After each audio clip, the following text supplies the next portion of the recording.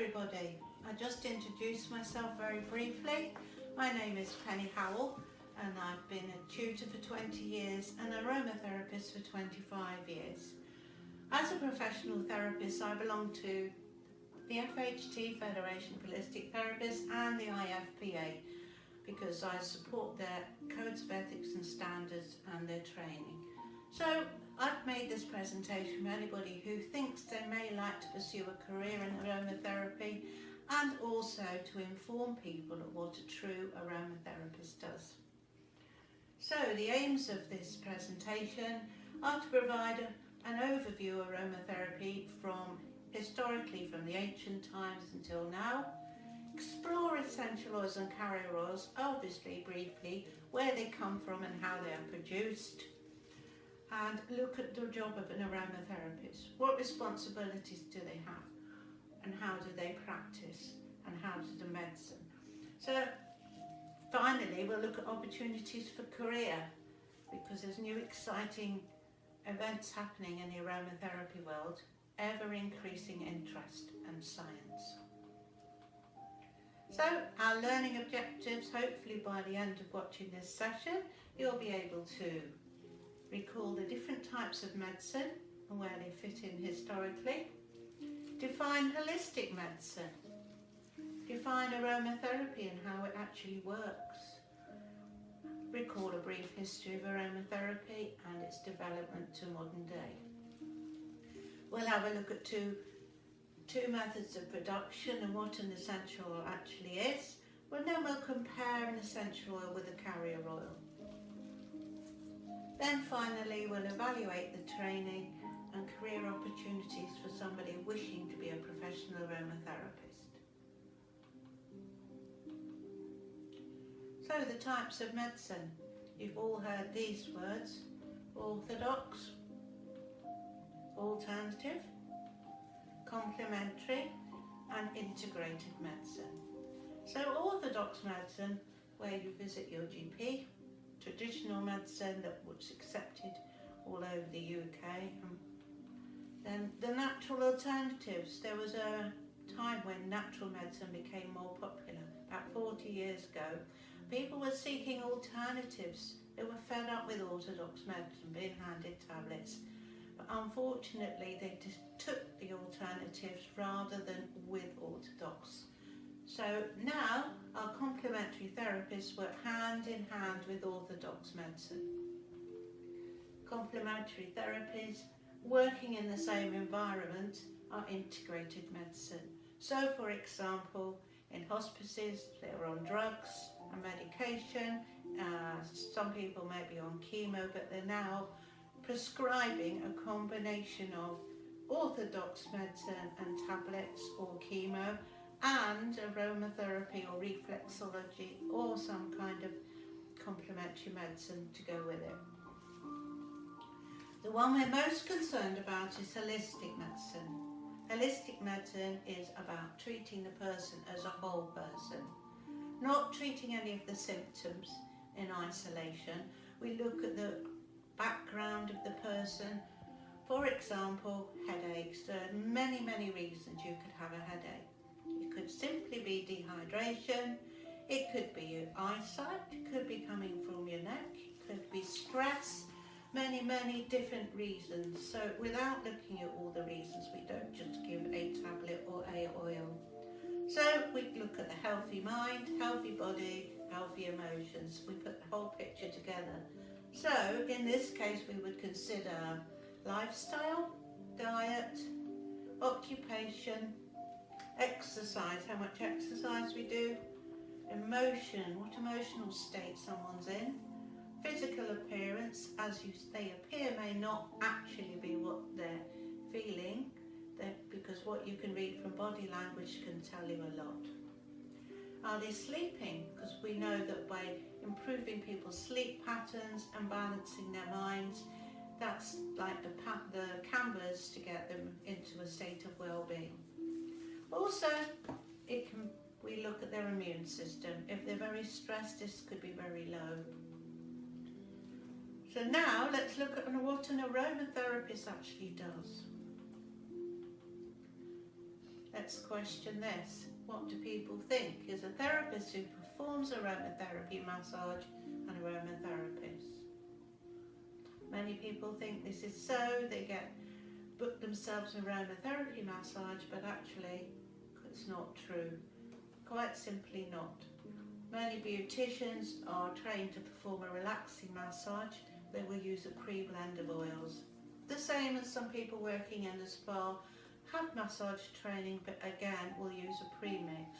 That's just the same as a chef cooking with all his ingredients, and you put together the combination for that person, or you buy a packet mix, which means it always tastes the same.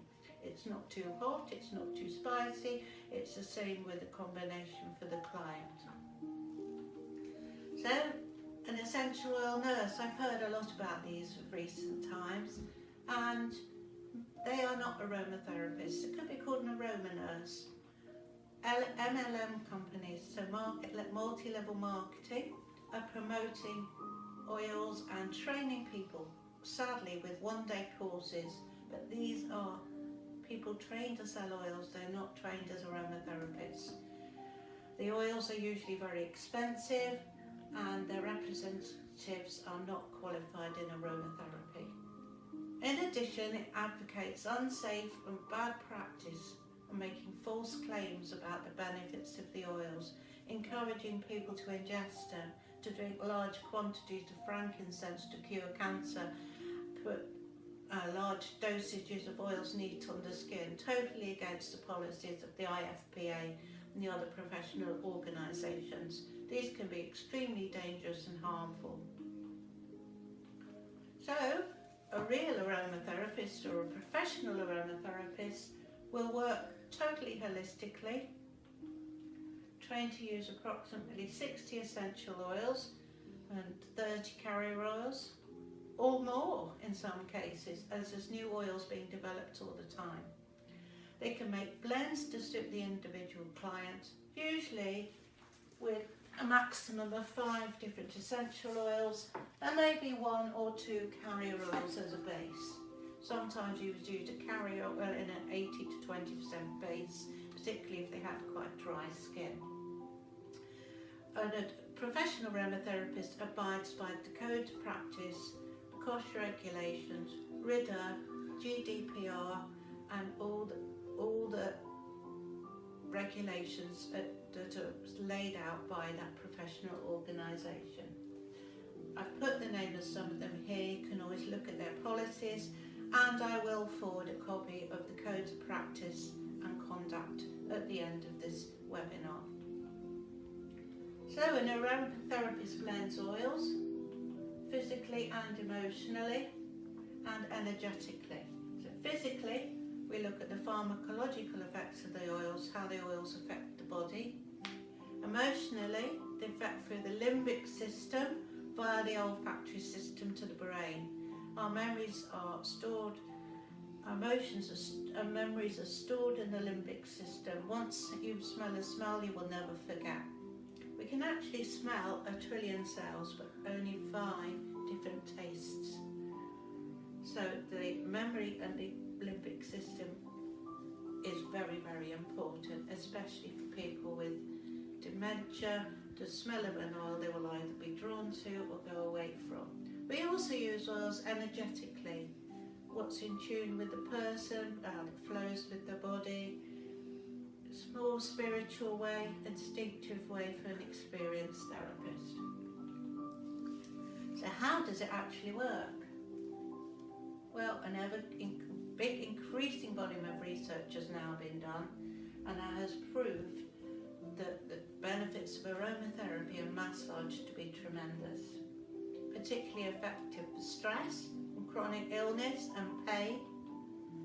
It works either through the skin, through compresses or massage and other means, or by the inhalation technique which I just explained.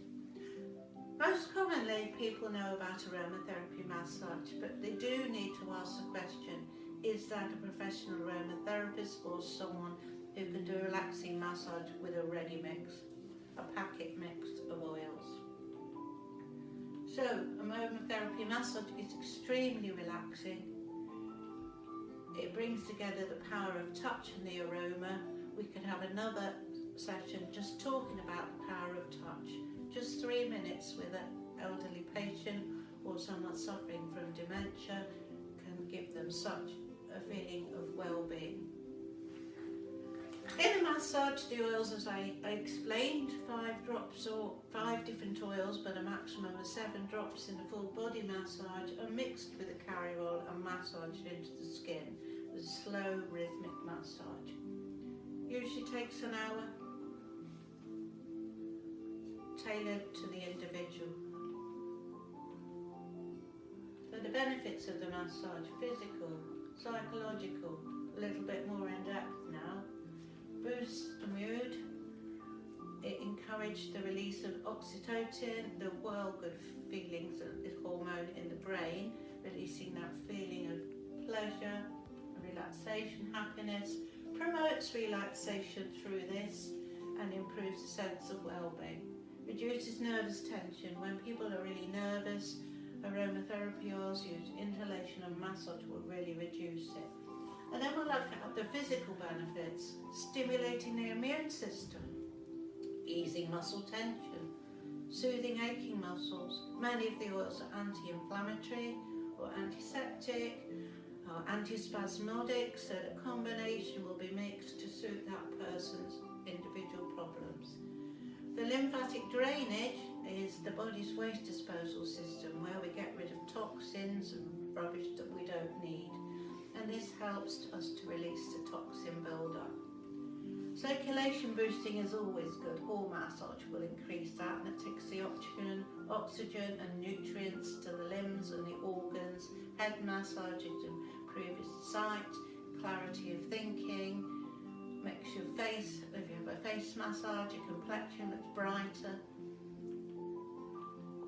So, if we move on now, just very quickly, we're going to look at ancient history. Where do the plants, medicine and use of aromatherapy begin? So, very, very long time ago. We'll just go through this quickly in date order. Any questions can be asked at the end in the 10-minute question and answer section. So, Dordogne, evidence in the cave paintings. People don't think it's as old as that. They used plants and illustrations in cave paintings in the Dordogne. I can't say it. Paleolithic, that's it.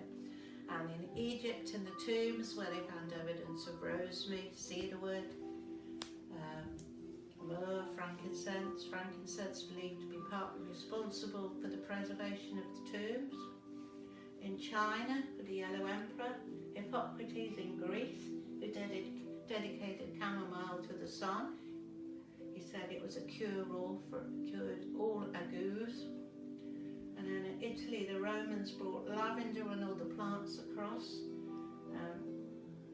In Persia, and the Crusades, and then leading up through all of these, to Culpeper's Herbal, who believed that the plants were linked to astrology. And he wrote Culpeper's Herbal. Later history, the father of aromatherapy today. This is Gattifos. He was a botanist and a scientist, and he lived until 1950s. He was interested in botany to begin with, and then had an accident with his hand. Put his hand into the burnt it really severely, and then plunged it into a vat full of lavender. So amazed at the healing properties and how the scarring disappeared and how fast his burnt hand healed, he then went on to research all the essential oils. So he also was beginning of the perfume remodern campaign. He increased the value of lavender, encouraging its growth in France in the fields.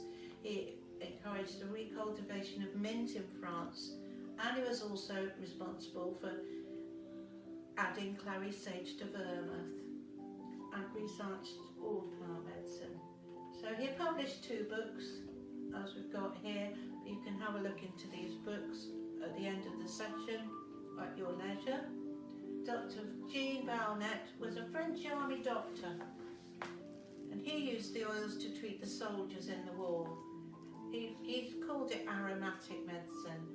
After the war, he worked as a doctor and taught aromatherapy or aromatic medicine in Paris. He wrote these books, which again will all be listed in the references at the end, so you'll be able to look them up. Margaret Murray, she was another lady, Austrian. Oh, sorry. She was a qualified nurse and surgical assistant, and she moved to France. Her interest grew after reading this book here, Les Grandes Possibilités pour les matières odoriferantes, which is a book about materials with aroma. So what did she do? Prescribed oils as remedies, recommended they should be used in massage, recognised that they could be absorbed through the skin. So her book, The Secret of Life and Youth, and which influential by encouraging people's interest. Under her, we have her protege, who is Danielle Ryman. She was interested in the effects of jet lag and what the oils did, and you can see right up to the 1980s, pioneer of aromatherapy.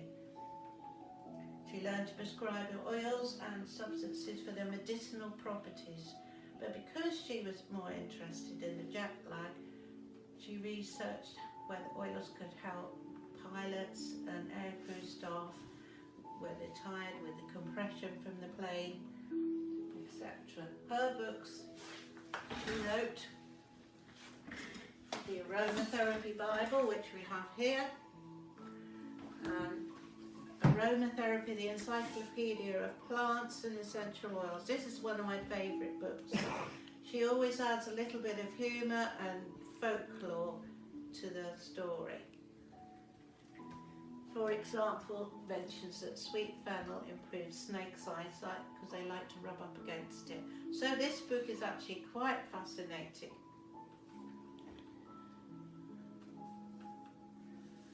So the Aromatherapy Bible you can still buy today, and this book, as I say, is one of my favourites. So the last book was 1991. Robert Tisserand is someone else we should mention. He has a Tisserand Institute in London. He's still one of the founder aromatherapists. He's well known for his expertise, and he's now doing his own webinars. He's very, very proactive and very knowledgeable, and he's got new theories about the functional effects and the chemistry of oils. So he wrote The Art of Aromatherapy, and then we move on now quite quickly to Shirley Price. She became interested after Margaret Moore. She was interested in whether she could use oils to help her mother. She was a reflexologist. Her mother had severe arthritis, and then she got interested in using the oils to make creams and lotions, and then founded up her own college in 1978, which is still going today, although it is not run by her family. She taught all over the world. The last one I'm going to mention is Salvador Battaglia. This is the Bible that we all recommend today. This is the first version. I do have the second version, and the third version is coming out later this year. There's almost everything you need to know about essential oils and carrier oils in that book. Shirley Price's book here is a good handbook as a workbook for the student therapist. So, we're now going to ask the question, what is an essential oil? This is an essential oil. This is lavender. Okay.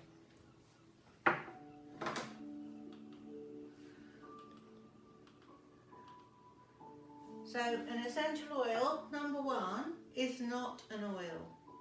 A true essential oil is a non-oily volatile, which means it evaporates or catches fire, non-oily plant extract. And I've given you there the word volatile means to fly away. So open the lid of this, it will evaporate. Each essential oil is made up of many, many chemical components, from terpenes to benzene to sesquiterpenes and alcohols. They're all full of and esters, all different chemical properties in one bottle of oil. So where do they come from? People sometimes say, well, they just think they're flowers. They come from berries, flowers, leaves, flowering tops, resin, rhizome, rind, root, seeds and wood. So berries, for example, we can give an example as black pepper. For the flowers we could use jasmine or lavender or rose. Flowering tops, clary sage. Leaves, basil, eucalyptus, petitgrain. Resin, we would use benzoin. Frankincense and myrrh are made from the teardrops that come out of the tree. Rhizome is ginger. From the rind, lemon, orange, bergamot, the citruses. And for the root we have angelica. Seeds we have sweet fennel, although there are many others. Sandalwood from wood, so you've got sandalwood, cedarwood, many of them made from wood. There's some lovely pictures here. Mint, neroli.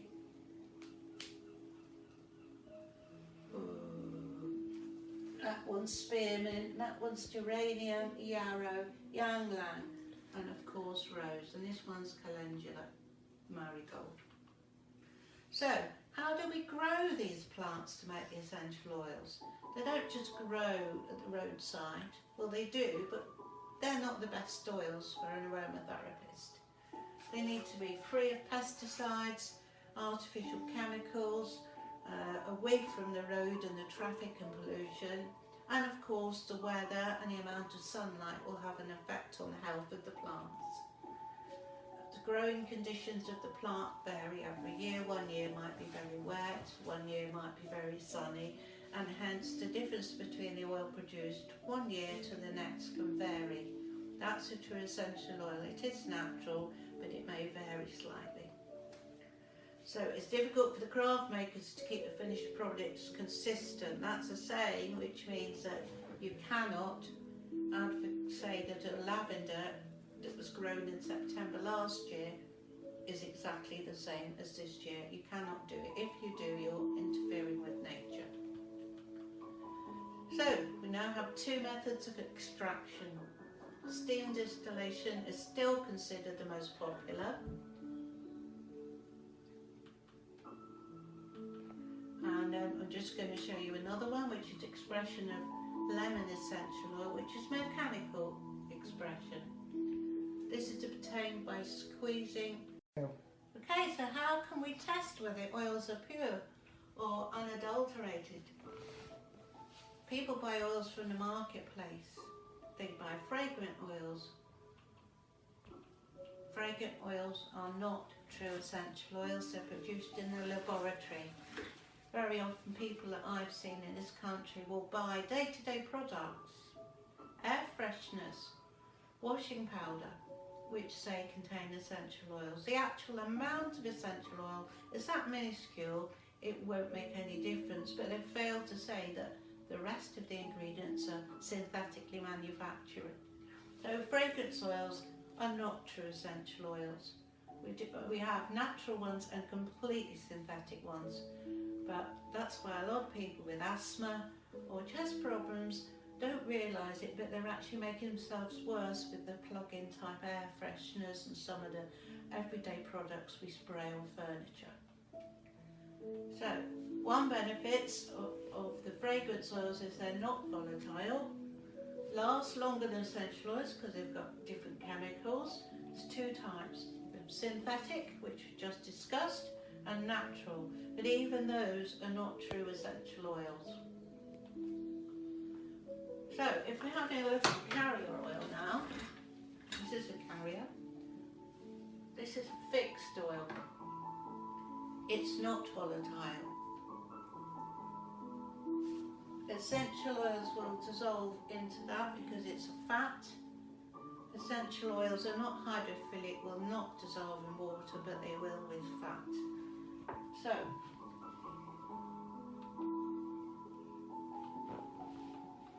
carrier oils here, they're used to transport the essential oils around the body. So in a massage you would use the carrier mixed with your combination of essential oils. These do not evaporate, but you would never ever put them in a burner. If you put a carrier oil in a burner with a flame underneath, you could have a chip fire. You are heating oil just as you would heat oil for frying your chips. I do leave, I can't show you now, but I would try this out. Get a piece of paper, a drop of carrier oil on a piece of paper will leave a lovely greasy mark. A true essential oil will not. They do evaporate, so a drop of lavender I have here on a piece of white paper and a drop of that. After a few seconds the lavender will disappear. I was going to demonstrate this, but I believe that you won't be able to see it on film very clearly. So try this at home. Low boiling point, so they heat up quickly. That's why your storage of your essential oils is so important, to keep them away from sunlight, away from radiators, away from children and in cool places. There we are. One of the essential oils that does leave a mark is chamomile German, because it has blue, which is azulene as part of the components. However, we try it with most of your actual true oils and they won't. Soluble in alcohol, not soluble in alcohol. So now we've learned a little bit about where aromatherapy came from and what's involved. Let's have a look at the aromatherapist's job. What can they do? What would they do? Complete a full consultation. They do a full holistic consultation, asking all the questions about lifestyle, diet, job, occupation, wonder why you have stress on your shoulders when you sit at a computer all day. Blend the oil specifically for that client. Absolutely one-to-one, unique blends for everybody. They will use the oils in different mediums, they will use compresses, they will do different things to help different people. They may have the option to find work in aromatherapy. There's many opportunities. I'm just going to list a few. In fact, it's increasing all the time. Learn a fascinating, inspiring and forever evolving therapy. I am still learning. I learn every day. There's new oils come out every day, new research every day. So you could work with children, work in a nursery, or with children with learning difficulties, work with babies or pregnancy, work within palliative care and hospices, often using the oils energetically or doing a very gentle massage at the end of people's lives. You can work in residential homes. Foot and hand massage always is very popular. You can use it with oncology. You can learn oncology massage, which again, you can use the aromatherapy oils, but you probably learn a slightly different massage, and you can do a certificate in that. You can work with people with dementia, people with Alzheimer's, learning difficulties, adults and children. I've worked with all of them. I've worked with adults who loved it, and then I've worked with children, got them to calm down. Using the oils in vaporizers in a school for learning difficulties can change the atmosphere of a classroom. Hospitals are now accepting, as I mentioned at the beginning, with the integrated medicine. And you could get into research, new things, so exciting. Or you could decide to turn it towards making your own skincare products or household products. So if you would like to know more, I suggest this is what we need to do. Have a look at the IFPA Level 4 Diploma. There is an FHT Level 3, but you need to be prepared to commit yourself. This is on your sheets. You'll be able to see the contact time, self-directed study hours, excluding massage. You will also have to complete a Level 3 Anatomy and Physiology. This is how you would learn, methods of learning. Continual assessments, completing the learning outcomes which you're given before each module. By observation, we look at your practical massage skills or your blending skills, completing tasks, written work, assignments. 2 projects, one probably focused on business and the other will be focused on the subject of your choice. At the end there will be a formal examination, but you will have constant support from your tutor all the way through. So, a professional aromatherapy is someone who successfully completed their training at level 3 or level 4. All courses must adhere to national occupational standards. This is the last slide for today. These are the exciting future for aromatherapy, now recognised in the science world more and more. The NHS Directory of Complementary Alternative Practitioners, that's the NHS acceptance, and now the palliative care and integrated medicine. So if anybody requires any further information, please don't be frightened to email me, and we'll now have a 10-minute question and answer session. There's a lot to take in there, but you can go through back it as you'll have all the information to hand. And thank you very much for listening.